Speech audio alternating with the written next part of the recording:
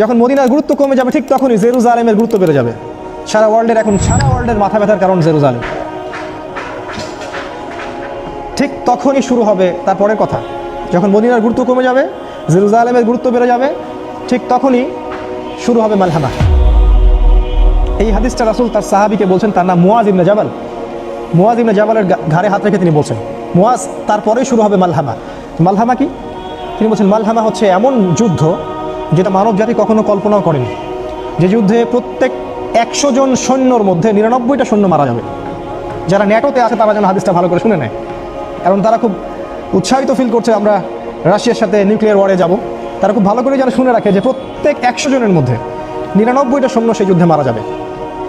তার মানে এই যুদ্ধটা কোনো কনভেনশনাল যুদ্ধ হবে না, এটা হবে নিউক্লিয়ার যুদ্ধ, যার ফলে এই পুরো বিশ্বের চেহারাটাই বদলে যাবে।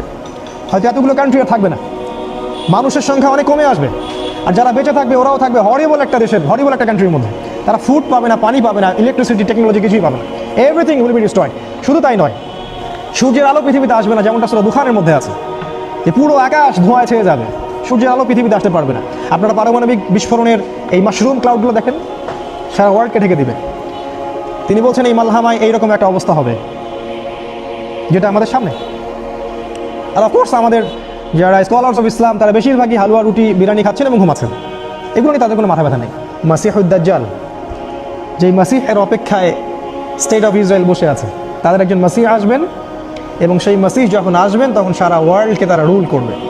কিন্তু তারা এটা বুঝতে ব্যর্থ হচ্ছে যে সেই মাসিহ ছিলেন ঈসা আলাইহিস সালাম, আর এই যে মাসিহ আসছেন সে হচ্ছেন মাসিহ কাযযাব, মিথ্যাবাদী মাসিহ, যাকে রাসূল সাল্লাল্লাহু আলাইহি ওয়াসাল্লাম প্রফেসাইড করেছেন যে তিনি হচ্ছেন মাসিহুদ দাজ্জাল।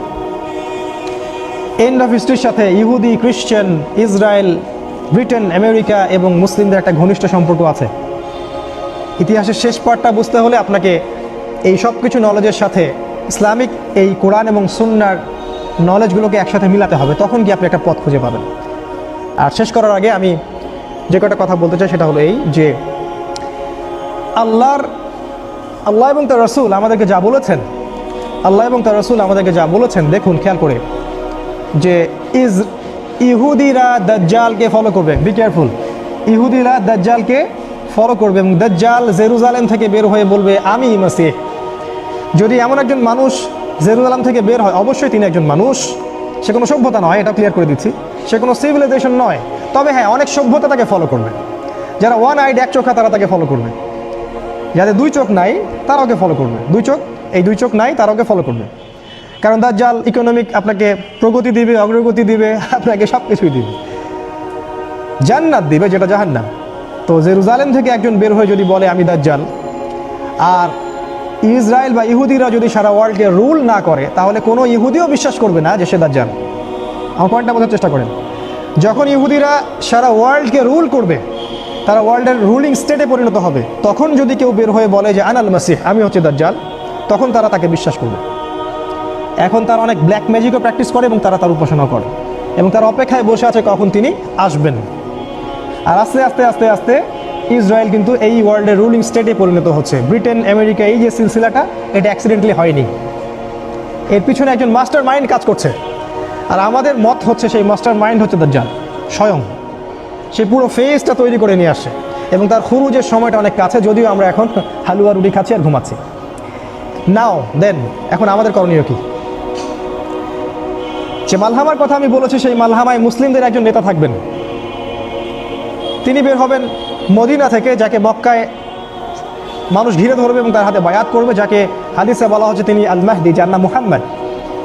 এবং তিনি 8 বছর বা 9 বছর তিনি মুসলিমদেরকে রুল করবেন, খিলাফা স্টেট কায়েম করবেন। নট সৌদি আহলে সৌদের গভর্নমেন্ট নয়, তিনি খিলাফা স্টেট কায়েম করবেন। খিলাফা স্টেট কি আমি একটু আগে বলেছি, যেখানে আল্লাহর বিধান সুপ্রিম, আল্লাহর অথরিটি সুপ্রিম, যেখানে মানুষের ল চলে না। সেটা কি এমন ইসলামিক স্টেট যেখানে খিলাফা নাই। আর খিলাফা স্টেটের অধীনে সমস্ত মানুষের অধিকার স্বতন্ত্র, স্বাধীন। ইমামুল মাহদি যখন ইমার্জ করবেন, তখন মুসলিমরা তার কাছে বায়াত করবেন। এখানে একটা কথা শুধু বলে রাখবো যে আল্লাহ রাসূল বলেছেন, যদি তোমরা তাকে চিনতে পারো, যখন কালো পতাকাধারীরা সেখানে যেতে থাকবে, অফকোর্স কালো পতাকা মানে আইএস নয়, এটা ভুল বুঝবেন না। কালো পতাকাধারীরা যখন তার পিছু নিবে, তখন বরফে স্ক্রল করে হলেও তোমরা তার সাথে যোগ দিও। ফানি'মাল আমিরু আমিরুহা, কত উত্তম আমির সেই আমির। ফানি'মাল জাইশুহা, কত উত্তম সেনাবাহিনী সেই সেনাবাহিনী। এই সেনাবাহিনী ইমামুল মাহদির সাথে কনস্টান্টিনোপল বিজয় করবেন। ইমামুল মাহদিকে আক্রমণ করার জন্য সিরিয়া থেকে একটা দল আসবে, সেই দলকে আল্লাহ পাক বাইদা নামক জায়গা মক্কা মদিনার মাঝখানে ধসিয়ে দিবেন। এটাই হচ্ছে বিগেস্ট সাইন যে তিনি হচ্ছেন আল মাহদি। এটা হতে থাকবে তখন যখন ইসরায়েল এই ওয়ার্ল্ডের রুলিং স্টেট, তার পাশাপাশি এটা হতে থাকবে। এবং একটা পর্যায়ে যখন তাদের সাথে আমাদের ডিফিট হবে, কারণ আল্লাহ রসুল বলেছেন লা তুকাতিলুনাল ইয়াহুদ, তোমরা অবশ্যই ইহুদিদের সাথে যুদ্ধ করবে। এই হাদিসটা যে বলতে সাহস পায় সেই স্কলার, এই হাদিসটা যে জনসমুখে বলতে সাহস করে সেই স্কলার। যাদের এই হাদিসগুলো বলার সাহস নাই তার স্কলার নয়। এই সত্য হাদিসগুলো যাদের বলার সাহস নাই তার স্কলার নয়। তিনি বলেছেন তোমরা অবশ্যই ইহুদিদের সাথে যুদ্ধ করবে, এবং একটা ইহুদি যদি পাথরের পিছনে লুকায়, সেই পাথর পর্যন্ত বলবে যে ইয়া ইয়া মুসলিম ইন্না ওয়ারাইল ইয়াহুদ তাআলাউ ফাকতুলু, আসো আমার পিছনে ইহুদি আছে, ওকে আসো হত্যা করে যাও। তার মানে ওদের সাথে আমাদের যুদ্ধ হবেই হবে, কারণ এই কথা কে বলেছেন? রাসূল সাল্লাল্লাহু আলাইহি ওয়াসাল্লাম বলেছেন। তারপর যখন তারা আমাদেরকে ঘিরে ফেলবেন সিরিয়ায় ইহুদিরা, এবং তাদের লিড দিবে দাজ্জাল, দেন ঈসা আলাইহিস সালাম আকাশ থেকে নামবেন ফেরেশতার ডানায় ভর দিয়ে, এবং তাকে দেখে দাজ্জাল, তার হাতেই দাজ্জালের হত্যা নিহিত আছে। এরপরে যে স্টেটটা কায়েম হবে সেটা হলো খিলাফা স্টেট, সারা ওয়ার্ল্ডে মুসলিমদের খিলাফা স্টেট কায়েম হবে।